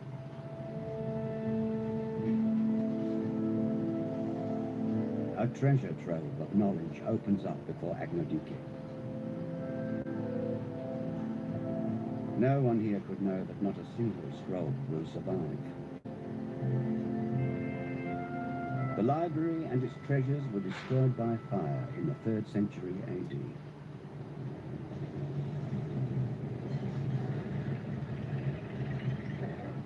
However, there is one place where papyrus scrolls from that time have been preserved.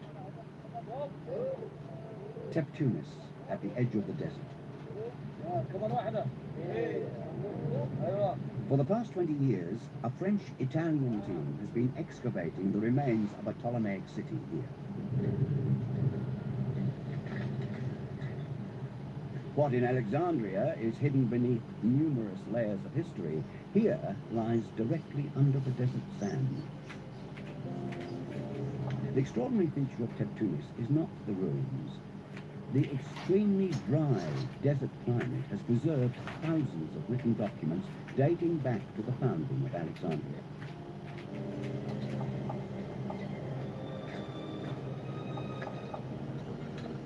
It is an El Dorado for the papyrus specialist Professor Galazzi, who leads the dig. Papyrus was used in Old Egypt and also in Greece and in Europe. But in Greece and in Europe it is impossible to find papyri. As it's impossible to find papyri in Alexandria because the humidity destroyed all this kind of material. In this small village, the sand, the desert, preserved all. For that, Tunis is one of the rare places of the Egypt where it is possible yet now to find papyri, and my mission find about 3,000 papyri.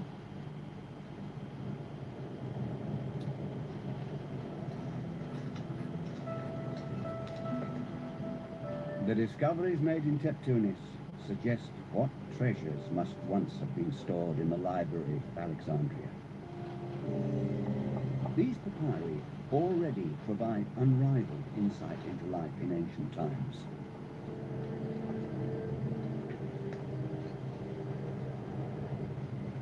All the papyri give us a view of daily life. We have the receipts or the taxes that allows to know the name of the owner of the building. We have the account of the food bought by the family. Sometimes we have official acts of burn, of death, of marriage. We have a contract. So if you join all these texts, all this information, you can really have exact view of the life in this village 2,000 years ago. There were no libraries in the provinces. The Tunis papyri come from private dwellings, offices, or temples.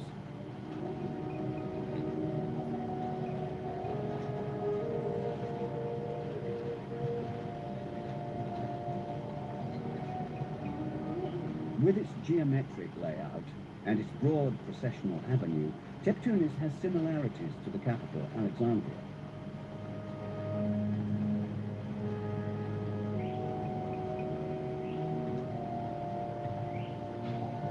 And as in Alexandria, there are signs of an intermingling of cultures.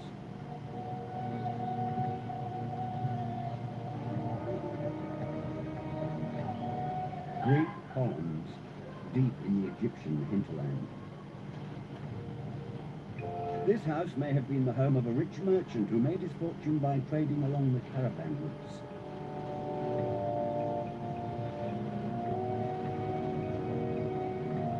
Even in Egypt, the Greeks of the Ptolemaic period retained their Greek lifestyle. They had a special temple dedicated to the god Hermes, and their daily lives in the desert were sweetened by luxurious public baths, which even boasted heated floors.